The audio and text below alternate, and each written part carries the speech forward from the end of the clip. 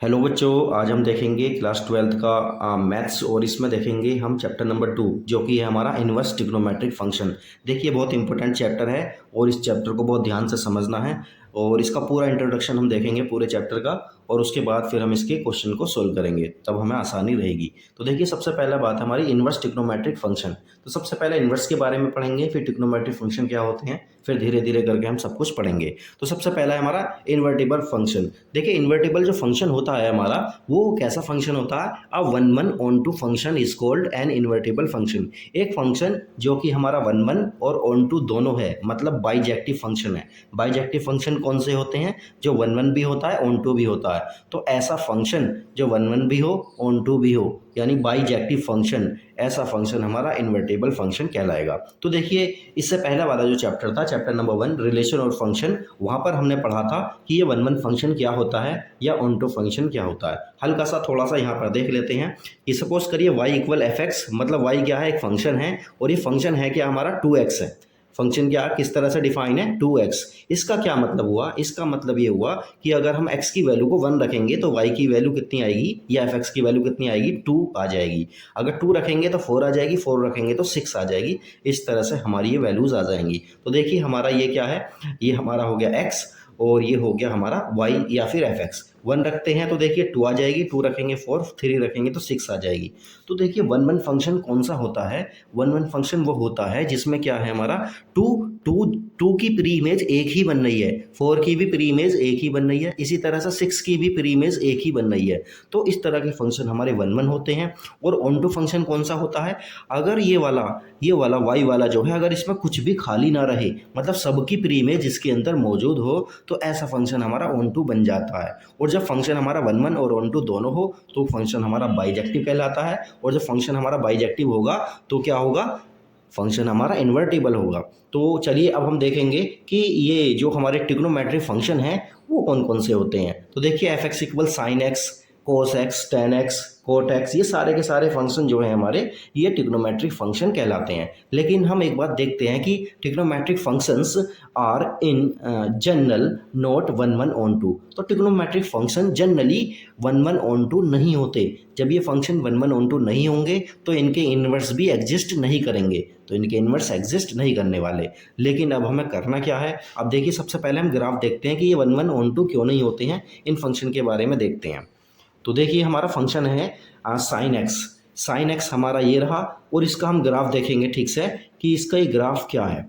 तो इस ग्राफ को ध्यान से समझेंगे। देखिए साइन एक्स का जो ग्राफ होता है वो इस तरह से ग्राफ होता है ये कुछ, और एक्स एक्सिस पर हमारी जो वैल्यूज़ होती हैं वो होती हैं 0, π/2, पाई, 2 पाई, 3 पाई वगैरह। ये सारी वैल्यूज़ कहाँ होती है, हमारी एक्स एक्सिस पर होती हैं। और वाई एक्सिस पर कौन कौन सी वैल्यू होती हैं, हमारी वैल्यूज़ होती हैं -1 से 1 होती हैं। तो देखिए जो हमारा वैल्यूज़ ऑफ एक्स हैं वो हमारा डोमेन है, मतलब साइन एक्स में एक्स की वैल्यूज़ को हम क्या क्या रख सकते हैं वो हमारा डोमेन कहलाता है। और वो डोमेन यहाँ पर कहाँ पर है, एक्स एक्सिस पर पूरा का पूरा ये डोमेन है हमारा। इसी तरह से देखिए एक्स की वैल्यूज़ को रखने के बाद इसमें जो वैल्यूज़ आएंगी, मतलब एफ एक्स की जो वैल्यूज़ आएंगी उसे हम क्या कहेंगे, रेंज कहेंगे। तो इसकी रेंज हमारी कितनी है, -1 से लेके 1 तक, ये इसकी रेंज है हमारी, किसकी, साइन एक्स के फंक्शन की। तो अब ध्यान से देखिए ये फंक्शन हमारा वन वन है या नहीं है, ऑन टू है नहीं है, इस सबको देखते हैं। तो देखिए सपोज करिए यहाँ पर एक, देखिए यहाँ पर ये जो हमारी वैल्यू आएगी इसकी एक्स एक्सिस पर, इसकी कोई ना कोई ये वैल्यूज़ होगी, सब ये होगी π/2। ठीक है, कितनी वैल्यू होगी ये, π/2। तो π/2 पर जो है हमारा फंक्शन है हमारा साइन एक्स, इसकी वैल्यू कितनी आएगी हमारी, 1 आएगी। साइन एक्स की वैल्यू, साइन π/2 की वैल्यू कितनी होती है, 1। इसी तरह से साइन -π/2 की वैल्यू कितनी होती है, -1। तो -1 से 1 के बीच ही इसकी रेंज हमारी रहती है। तो अब इस चीज़ को देखते हैं हम यहाँ पर। सपोज करिए यहाँ पर एक वैल्यू है हमारी, कोई वैल्यू हमने ले ली x1। जब हम x1 इसमें पुट करते हैं तो फंक्शन की वैल्यू आती है हमारी fx1।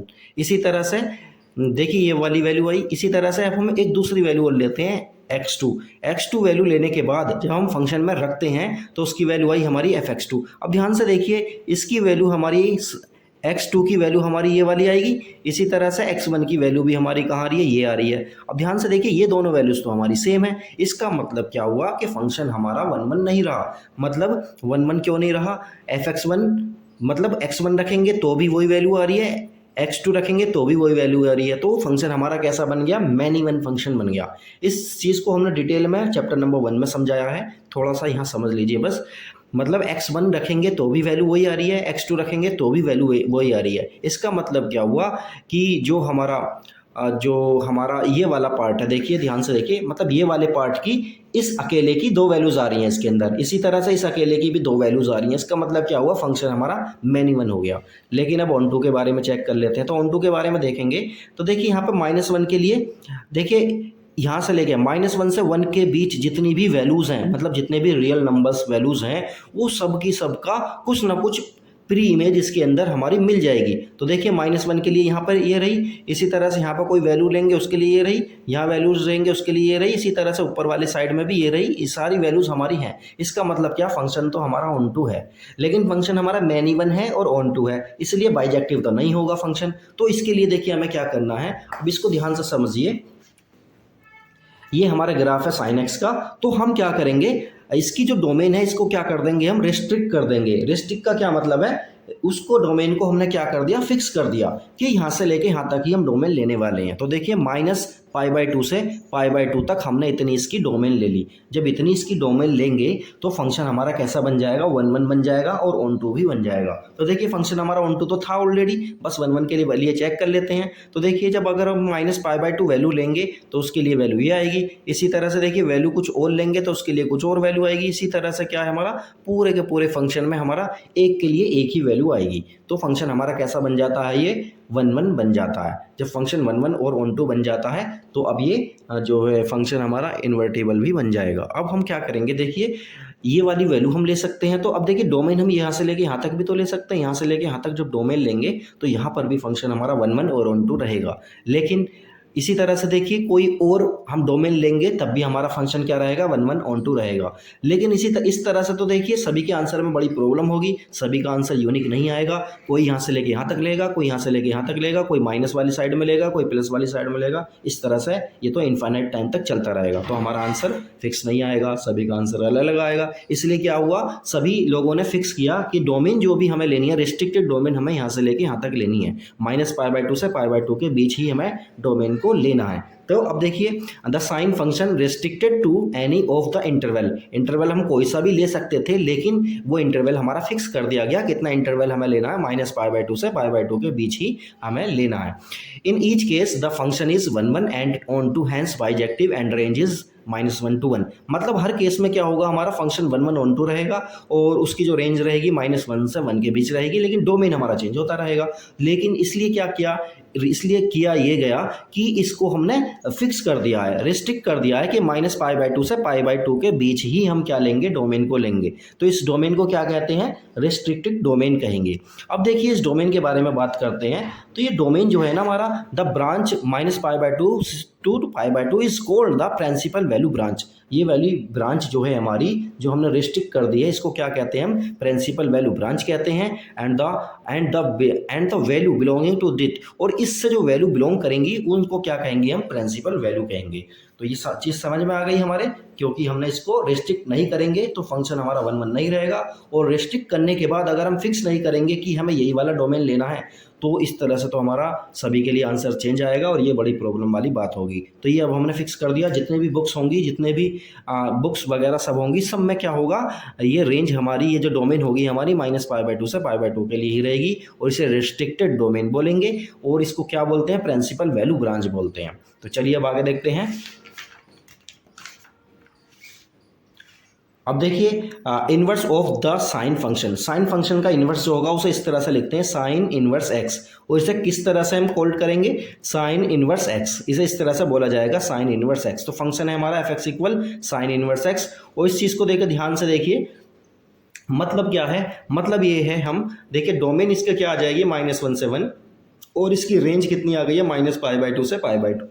तो देखिए हमने पीछे क्या देखा, डोमेन और रेंज हमारी चेंज थी, लेकिन यहाँ पे जब फंक्शन हमारा इन्वर्स में चला गया है तो डोमेन का रेंज और रेंज की डोमेन बन गई है।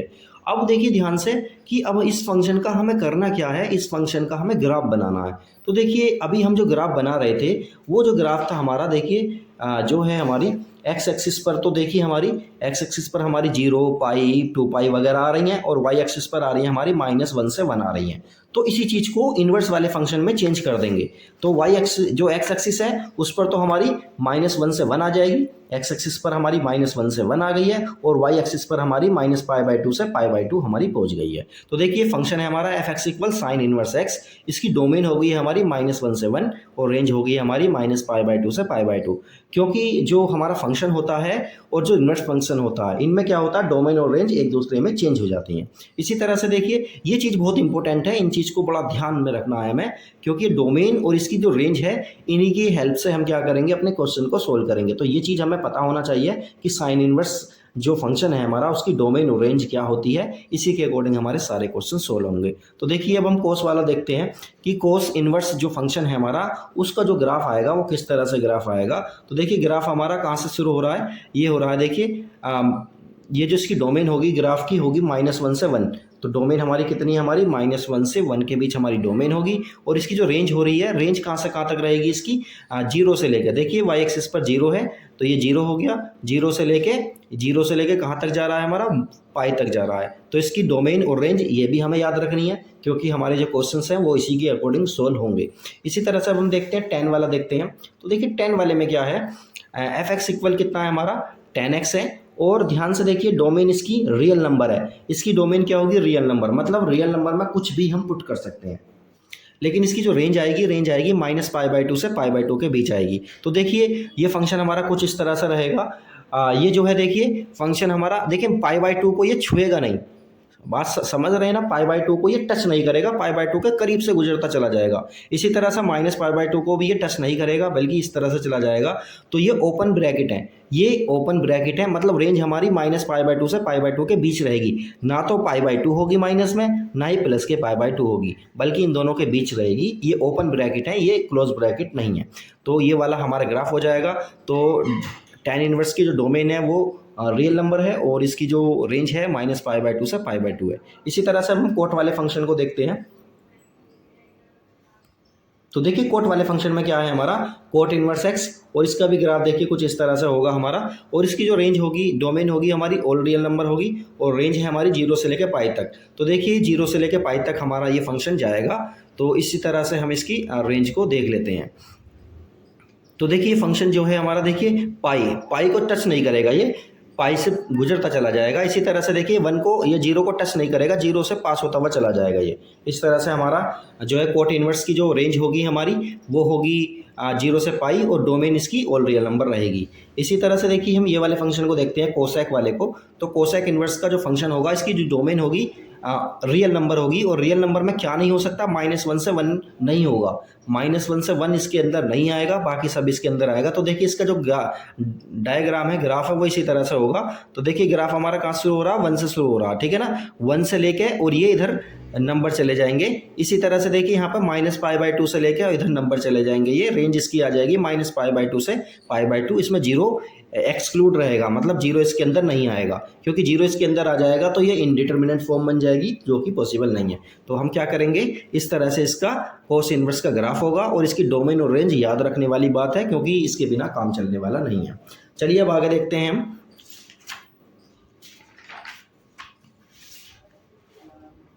देखिए हमारा ये फंक्शन है हमारा f x equal sec inverse. अब सेक इनवर्स के लिए हम देखते हैं। तो देखिए सेक इनवर्स के लिए डोमेन होगी ऑल रियल नंबर, लेकिन -1 से 1 नहीं होगा इसके अंदर, और इसकी जो रेंज होगी वो होगी 0 से लेकर पाई, और इसके अंदर क्या नहीं होगा, π/2 इसके अंदर नहीं होगा। तो देखिए इसका ग्राफ देख लेते हैं हम। तो ग्राफ है हमारा 1 से देखिए शुरू हो रहा है ये, और ये देखिए कहाँ तक जा रहा है, ठीक है, π/2 तक जाएगा ये, ठीक है, π/2 को टच नहीं करेगा ये। इसी तरह से देखिए ये वाला देखिए यहाँ पर, ये भी देखिए पाई से शुरू हो रहा है, और ये कहाँ जाएगा, π/2 को टच नहीं करेगा। इस तरह से इसका एक ग्राफ हो जाएगा।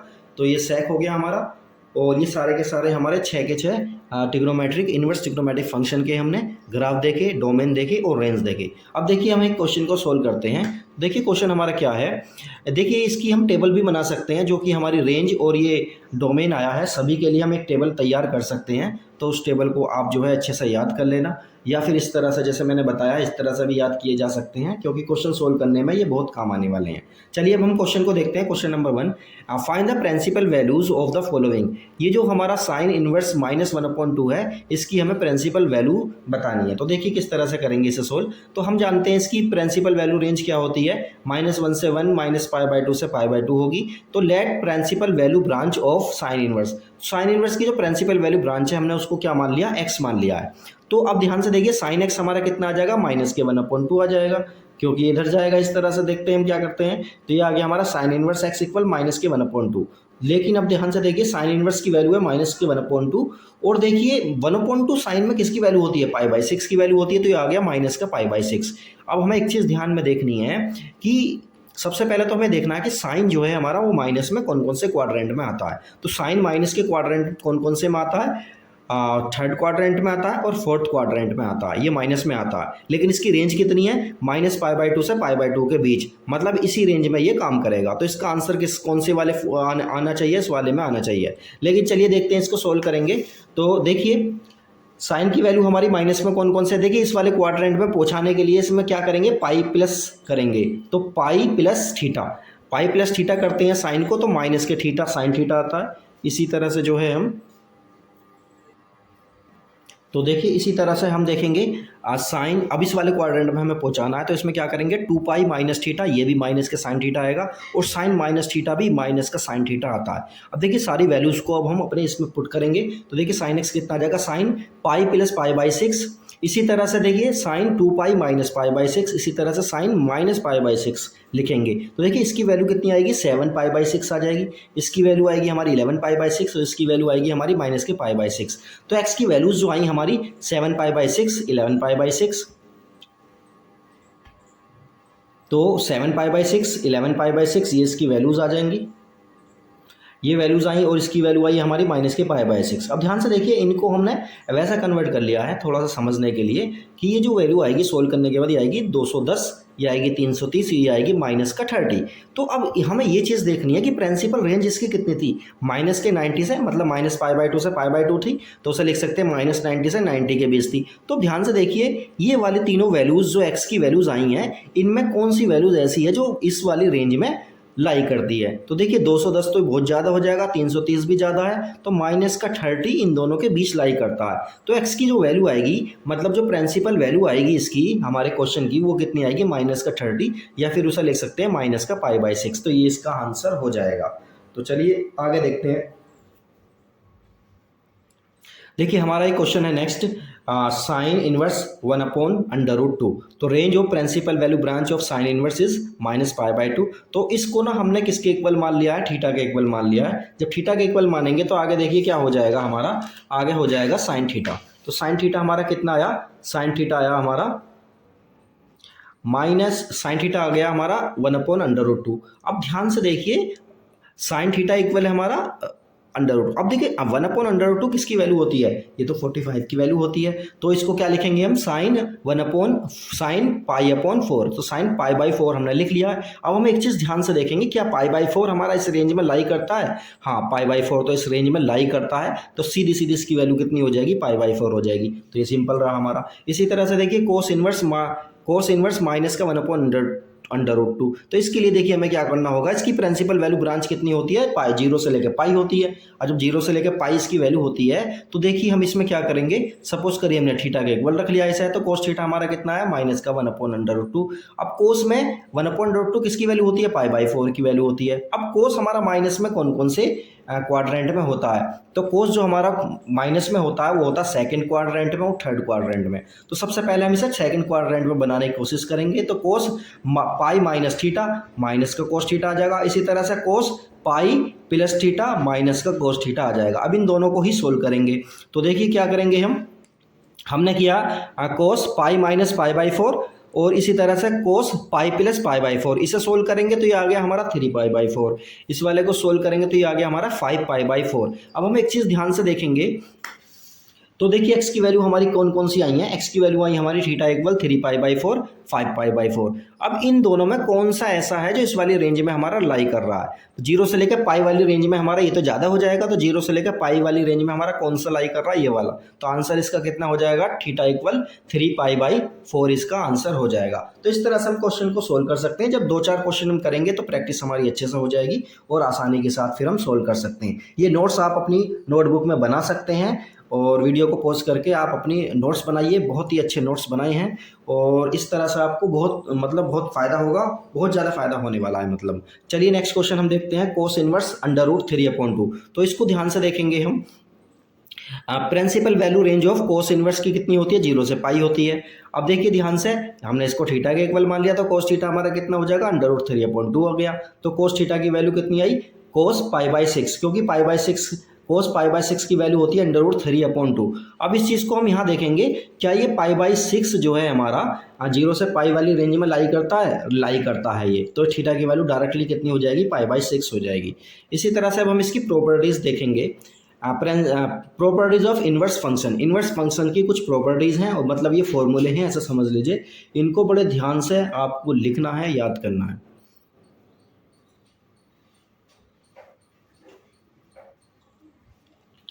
तो देखिए प्रॉपर्टीज़ में हम देखते हैं साइन इनवर्स साइन एक्स। तो इसकी वैल्यू हमारी कितनी आएगी, एक्स आएगी। अगर ये एक्स हमारा बिलोंग करता है किससे, इस वाली रेंज में बिलोंग करता है तो हमारी एक्स वैल्यू आ जाएगी। इसी तरह से देखिए अगर साइन और साइन इनवर्स एक्स इक्वल है, कितना आएगा, एक्स आएगा। अगर ये हमारी वैल्यू हमारी एक्स की -1 से 1 के बीच होगी तो देखिए इन सबको ग्राफ, ये जो हमारी प्रॉपर्टीज़ हैं इनको बड़े ध्यान से देखना है और याद भी रखना है। तो हमें ये पता होना चाहिए कि एक्स की वैल्यू हमारी कितनी आ रही है। अगर एक्स की वैल्यू इसके बीच में आ रही है कोई, तो हमारी वैल्यू डायरेक्टली कितनी हो जाएगी, एक्स हो जाएगी। इसी तरह से इस वाले में भी देखिए ये दोनों फ़र्क है। देखिए ये साइन इनवर्स शुरू में है, यहाँ पर साइन इनवर्स यहाँ अंदर है, तो इसका ध्यान रखना है हमें। तो अब देखिए अगर एक्स की वैल्यू, ये वाले एक्स की वैल्यू यहाँ से लेके यहाँ तक आती है तो डायरेक्टली हम इसकी वैल्यू यही लिख देंगे जो आएगी। इसी तरह से कोस वाले में भी क्या होता है हमारा, कोस इनवर्स कोस एक्स में एक्स वैल्यू आ जाएगी अगर एक्स की वैल्यू हमारी कहाँ से कहाँ तक है, 0 से पाई के बीच लाई करती है। इसी तरह से कोस इनवर्स एक्स इक्वल हमारा एक्स आ जाएगा अगर एक्स की वैल्यू हमारी -1 से 1 के बीच आती है। आगे देखते हैं, 10 के लिए बात करेंगे। देखिए 10 जो है हमारा, 10 के लिए भी ऐसा ही है। तो ये देखिए tan इनवर्स, इसकी वैल्यू हमारी कितनी आ जाएगी, x आ जाएगी अगर हमारा x कहाँ से कहाँ तक, -π/2 से π/2 के बीच लाई करता है। इसी तरह से इस वाले में अगर x हमारा रियल नंबर है तो कोई भी रियल नंबर अगर x है तो हमारा डायरेक्टली इसकी वैल्यू x आ जाएगी। इसी तरह से कोसेक इनवर्स में देखिए, तो कोसेक इनवर्स में देखिए x कहाँ से कहाँ तक बिलोंग करना चाहिए, -π/2 से π/2 बिलोंग करना चाहिए और 0 नहीं होना चाहिए, तो इसकी वैल्यू हमारी डायरेक्टली x आ जाएगी। इसी तरह से cosec inverse x equal x आ जाएगा अगर हमारा एक्स कहाँ पर क्या है, आर है। आर मतलब रियल नंबर है और -1 से 1 के बीच नहीं होना चाहिए। इसी तरह से देखिए सेक इनवर्स सेक एक्स क्या आ जाएगा, हमारा एक्स आ जाएगा अगर एक्स की वैल्यू हमारी कहाँ से कहाँ तक लाई कर रही है, 0 से पाई के बीच और π/2 इसमें नहीं होना चाहिए। इसी तरह से देखिए इस वाले में भी हम क्या करेंगे, रियल नंबर हो जाएगा टोटल, लेकिन क्या नहीं होना चाहिए, -1 से 1 नहीं होना चाहिए। चलिए आगे देखते हैं हम कोट इनवर्स। देखिए कोट इनवर्स में क्या है हमारा, cot inverse cot x equal है हमारा एक्स और एक्स की वैल्यू हमारी 0 से पाई के बीच लाई करनी चाहिए, तब डायरेक्टली इसकी वैल्यू को हम वही लिख सकते हैं जो इसमें दी हुई है। इसी तरह से इस वाले में भी अगर रियल नंबर में कुछ भी है तो ये सीधी इसकी वैल्यू हमारी ये आ जाएगी। अब देखते हैं हम एक एग्जाम्पल देखते हैं। देखिए साइन इनवर्स साइन 2π/3 है, साइन इनवर्स साइन 2π/3 है। अब देखिए 2π/3 जो है हमारा π/2 से -π/2 से π/2 वाली रेंज में लाई नहीं करता है। तो जब ये इस रेंज में लाई नहीं करेगा तो हमें क्या करना पड़ेगा, इसे इसी रेंज में लाना पड़ेगा। 2π/3 को हमें इस रेंज में लाना पड़ेगा तब हमारा आंसर आएगा, वरना आंसर नहीं आएगा। तो देखिए इसको सोल्व करेंगे हम। इसको सोल्व करने के लिए देखिए क्या करते हैं, तो देखिए ये वाला जो है हमारा, क्या हम इसको इस तरह से नहीं लिख सकते, आप 2π/3 को पाई -π/3 नहीं लिख सकते, क्योंकि ये कौन से क्वाड्रेंट में आ जाएगा, ये सेकंड क्वाड्रेंट में आ जाएगा और सेकंड क्वाड्रेंट में ये पॉजिटिव होता है। तो देखिए साइन पाई -π/3 क्या होता है, साइन π/3 होता है। तो ये कितना हो गया हमारा, साइन π/3 हो गया। और अब हम जानते हैं π/3 हमारा इस रेंज में लाई करेगा, तो ये आंसर इसका कितना आ जाएगा, π/3 आ जाएगा। तो देखिए 2π/3 को हमने π/3 किस तरह से कन्वर्ट किया है, इसको बड़े ध्यान से देखना है हमें। तो हम इसको आसानी से मतलब हम ये देखेंगे कि पाई प्लस पाई माइनस वगैरह करके क्या हम उसे उस रेंज में ला सकते हैं, जो उसकी रेंज या डोमेन वगैरह जो भी दी हुई है उसके अकॉर्डिंग ला सकते हैं। अगर ला सकते हैं तो उस तरह से उसे सोल्व करेंगे।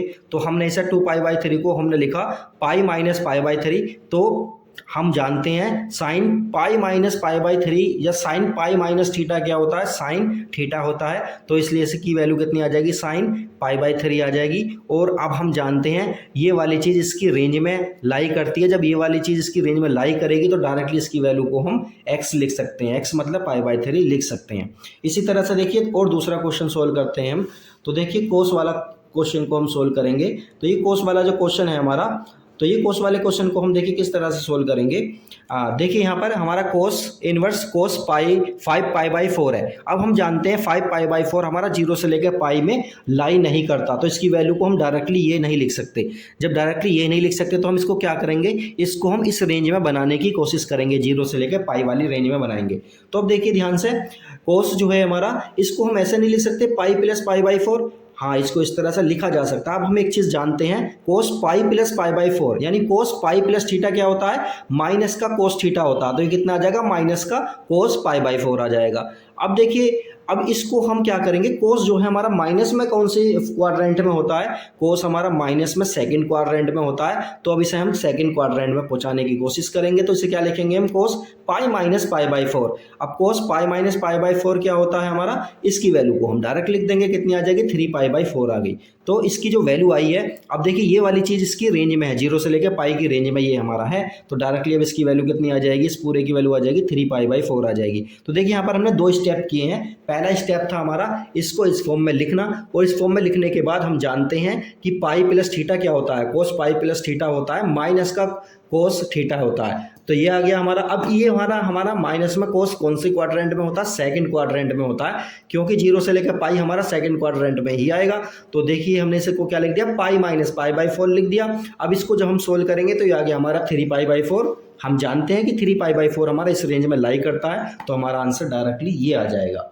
तो इस तरह से हम इसको सोल्व करेंगे। नेक्स्ट है हमारा 10 वाले को देख लेते हैं। तो देखिए 10 वाले में हमने क्या किया है, tan इनवर्स 10 2π/3। अगर ये वाली वैल्यू हमारी इस रेंज में लाई करती है तो डायरेक्टली आंसर ये आ जाता है। अगर ये वाली वैल्यू इसमें रेंज में लाई नहीं करती तो हमें फिर सोल्व करना पड़ता है। तो देखिए 2π/3 इस रेंज में लाई नहीं कर रही है, तो हम इसको भी सोल्व करेंगे। तो देखिए इसको हम 2π/3 को हम लिख सकते हैं, पाई माइनस π/3 लिखा जा सकता है। और 10 पाई माइनस थीटा क्या होता है, माइनस का tan थीटा होता है। तो देखिए एक चीज़ और, यहाँ पर हमने ये लिख दिया इसे। तो देखिए ये वाली वैल्यू जो है हमारी, इसको हम इस तरह से लिख सकते हैं क्योंकि देखिए जो ये tan माइनस थीटा क्या होता है, माइनस का tan थीटा होता है। तो इसको हम माइनस को अंदर ला सकते हैं इसमें, तो 10 माइनस π/3 इसका आंसर आ जाएगा। इसी तरह से देखिए कोट वाले को देखते हैं। तो देखिए कोट वाला जो है हमारा, इसको देखते हैं। ये हमारा कोट इनवर्स कोट π/3 है हमारा, और ये हमारा 0 से लेकर पाई में लाई नहीं करता है। जब ये लाई नहीं करेगा तो इसके लिए हमें थोड़ा सा इसे सोल्व करना पड़ेगा, और इसको हम लिख सकते हैं 4π/3 को लिख सकते हैं, पाई प्लस π/3 लिख सकते हैं। और हम जानते हैं कोट थर्ड क्वाड्रेंट में आ रहा है, ये थर्ड क्वाड्रेंट में कोट प्लस में होता है। तो डायरेक्टली इसकी वैल्यू कितनी आ जाएगी, कोट π/3 आ जाएगी। अब हम जानते हैं कि π/3 जो है हमारा 0 से लेकर पाई में लाई करता है, तो इसका आंसर कितना आ जाएगा, π/3 इसका आंसर आ जाएगा। तो अब हम आगे देखेंगे। देखिए इसी तरह से हम सेक को देखेंगे, और देखिए सेक में देखिए क्या आ रहा है हमारा, सेक इनवर्स सेक 7π/6। अब हम जानते हैं 7π/6 हमारा इसकी रेंज में लाई नहीं करता है। तो जब इसकी रेंज में लाई नहीं करता तो इसे इसकी रेंज में लाना पड़ेगा हमें। तो इसको हम लिख सकते हैं पाई प्लस π/6, और ये कितना, पाई प्लस थीटा क्या होता है, सेक पाई प्लस थीटा होता है हमारा माइनस का सेक थीटा। अब हम एक चीज़ देखेंगे, सेक हमारा माइनस में कौन से क्वाड्रेंट में होता है, सेकंड क्वाड्रेंट में होता है। तो सेकंड क्वाड्रेंट में बनाने के लिए इसे हम क्या लिखेंगे, पाई माइनस थीटा लिखेंगे, और इसे जब हम सोल्व करेंगे तो ये कितना आ जाएगा हमारा, 5π/6 आ जाएगा। और हम जानते हैं 5π/6 हमारा 0 से लेकर पाई वाली रेंज में लाई करेगा, तो डायरेक्टली इसका आंसर कितना हो जाएगा, 5π/6 इसका आंसर हो जाएगा। इसी तरह से कोसेक को देखते हैं। तो देखिए कोसेक में देखिए क्या है हमारा, कोसेक में है हमारा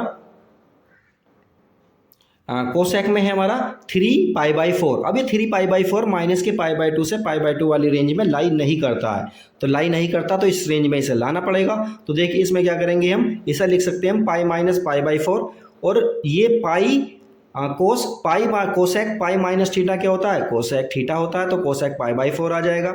अब देखिए क्या ये π/4 इस वाली रेंज में लाई करेगा, हाँ करेगा, तो डायरेक्टली इसकी वैल्यू कितनी हो जाएगी, π/4 हो जाएगी। इसी तरह से देखिए दूसरी हमारी प्रॉपर्टीज हैं इसकी, साइन इनवर्स माइनस का एक्स क्या होता है हमारा, माइनस का साइन इनवर्स एक्स होता है, और एक्स हमारा कहाँ लाई करना चाहिए, एक्स की वैल्यू -1 से 1 होनी चाहिए, तब ये इस तरह से हमारा आंसर आ जाएगा। इसी तरह से देखिए टेन को देखते हैं, टेन में देखिए टेन इनवर्स माइनस का एक्स है, तो ये भी माइनस का टेन इनवर्स एक्स आ जाएगा, और एक्स की वैल्यू हमारी रियल नंबर में बिलोंग करनी चाहिए। इसी तरह से कोसेक इनवर्स माइनस का एक्स जो है हमारा, माइनस का कोसेक इनवर्स एक्स आ जाएगा, और एक्स की वैल्यू हमारी इक्वल ग्रेटर देन एक्स होनी चाहिए, मतलब इक्वल ग्रेटर देन 1 होनी चाहिए, और एक्स की वैल्यू हमारी कैसी रहेगी, पॉजिटिव रहेगी। इसी तरह से अब हम आगे देखते हैं, इसका जो फोर्थ प्रॉपर्टी है वो देखते हैं। तो देखिए फोर्थ प्रॉपर्टी में क्या है, कोस इनवर्स माइनस एक्स जो आता है हमारा, माइनस का pi minus cos inverse x आएगा, और एक्स की वैल्यू -1 से 1 लाई करेगी।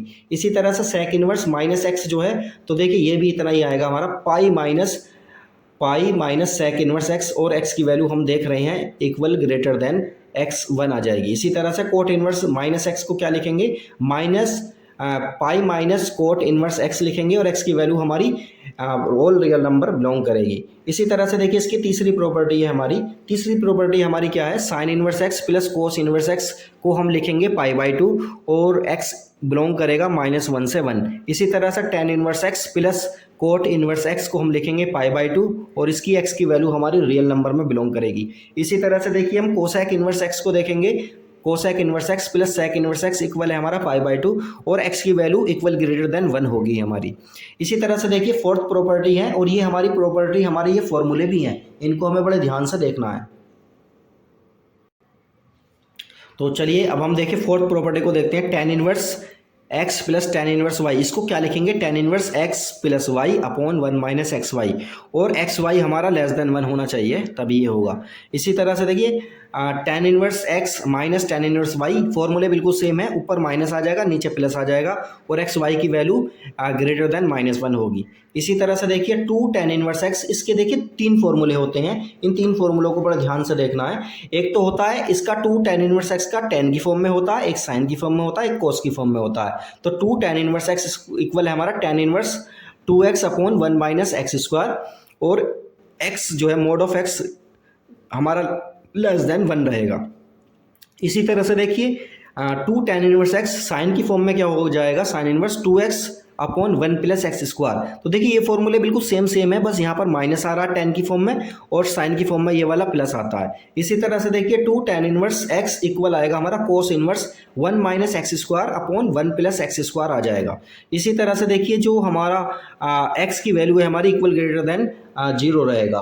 तो अब नेक्स्ट देखते हैं, नेक्स्ट है हमारा फोर्थ प्रॉपर्टी नंबर 5, इसमें देखते हैं 2 साइन इनवर्स एक्स, इसको क्या लिख सकते हैं हम, sine inverse 2x under root 1 minus x square, और x की जो वैल्यू है हमारी वो कहाँ से कहाँ तक लाई करेगी, -1 अपॉन अंडर रूट 2 से 1 अपॉन अंडर रूट 2 तक लाई करेगी। इसी तरह से देखिए 2 कोस इनवर्स x की वैल्यू कितनी आएगी हमारी, कोस इनवर्स 2x स्क्वायर -1, और ये कितना हो जाएगा, x की वैल्यू होगी हमारी माइनस के, ये x की वैल्यू होगी 1/2 से 1 तक होगी। तो ये फॉर्मूले हैं, बहुत ज़्यादा इंपॉर्टेंट हैं, इनको ध्यान में रखना है, सबको नोट कर लेना है, और ये काम आने वाले हैं हमारे। इसी तरह से देखिए नेक्स्ट है हमारा 3 साइन इनवर्स एक्स। अब 3 वाले में देखिए क्या करेंगे, sine inverse 3x minus 4x की पावर 3, और x की वैल्यू हमारी माइनस के 1/2 से 1/2 होगी। इसी तरह से 3 कोस इनवर्स एक्स, इसमें कितना होगा, कोस इनवर्स 4x की पावर 3 माइनस 3x, और x की वैल्यू 1/2 से 1 के बीच लाई करेगी। इसी तरह से अब हम नेक्स्ट देखते हैं हमारा प्रॉपर्टी नंबर 6 में देखते हैं sign inverse x plus sign inverse y। तो देखिए ये अलग अलग हो गए हैं, तो देखिए sine inverse x under root 1 minus y square plus y under root 1 minus x square, ये फॉर्मूले इंपॉर्टेंट हैं, ध्यान से देखने हैं। इसी तरह से देखिए अगर ये माइनस वाला ले लेते हैं हम, sine inverse x minus sine inverse y, तो ये कितना आएगा हमारा, sine inverse x under root 1 minus y square minus y under root 1 minus x square आ जाएगा। इसी तरह से cos inverse x plus cos inverse y में क्या होगा, तो ये होगा हमारा cos inverse x y minus under root, ये सब अंडर रूट के अंदर आएगा 1 माइनस एक्स स्क्वायर और 1 माइनस वाई स्क्वायर। इसी तरह से देखिए अगर ये वाला माइनस है cos inverse x minus cos inverse y equal आएगा हमारा कोस इनवर्स एक्स वाई, यहाँ पर प्लस आ जाएगा under root 1 minus x square और 1 माइनस वाई स्क्वायर आ जाएगा। इसी तरह से देखिए 7 नंबर की प्रॉपर्टी है हमारी, इनको देखते हैं। तो देखिए ये कितना आएगा हमारा साइन इनवर्स एक्स है हमारा, साइन इनवर्स एक्स को कोस की फॉर्म में कैसे लिखेंगे, या इसी को टेन की फॉर्म में, कोसेक की फॉर्म में, सेक की फॉर्म में, कोट की फॉर्म में कैसे लिखा जाएगा साइन को। तो देखिए किस तरह से लिखेंगे हम, इसको लिखेंगे cos inverse under root 1 minus x square, तो ये कोस की फॉर्म में आ जाएगा। टेन की फॉर्म में लिखना है तो tan inverse x upon under root 1 minus x square, ये टेन की फॉर्म में आ जाएगा। कोसेक की फॉर्म में लिखना है तो 1 अपॉन एक्स लिख देंगे, सेक की फॉर्म में लिखना है तो 1 upon under root 1 minus x square लिख देंगे, और अगर कोट की फॉर्म में लिखना है तो इस तरह से लिखा जा सकता है ये। इसी तरह से देखिए कोस को साइन की फॉर्म में लिखेंगे तो इस तरह से लिखेंगे, टेन की फॉर्म में, कोसेक की फॉर्म में, या फिर सेक कोट की फॉर्म में, इस तरह से लिखा जा सकता है। तो इसी तरह से देखिए टेन को साइन की फॉर्म में लिखना है तो इस तरह से लिखेंगे, कोट की फॉर्म में लिखना है, कोस की फॉर्म में, किसी भी फॉर्म में लिखना है तो इस तरह से हम लिख सकते हैं। तो ये सारे के सारे हमारे फॉर्मूले थे, ये कंपटीशन के पर्पज से भी बहुत ज़्यादा इंपॉर्टेंट है और 12th बेस पर भी ये बहुत ज़्यादा इंपॉर्टेंट है। इन सभी फॉर्मूलों को आप रिवाइज करिए, नोट करिए और इन पर बहुत ज़्यादा प्रैक्टिस करिए। एक भी क्वेश्चन नहीं बचेगा, सारे क्वेश्चन आसानी के साथ सोल्व हो जाएंगे, क्योंकि हमने पूरा का पूरे जितने भी इस सिलेबस में है सब कुछ करा दिया है। कोई भी क्वेश्चन इससे बचेगा नहीं, सारे के सारे आसानी के साथ सोल्व हो जाएंगे। तो वीडियो को देखते रहें, चैनल को सब्सक्राइब करें, वीडियो को लाइक करें, शेयर करें और कमेंट करना ना भूलें। ओके।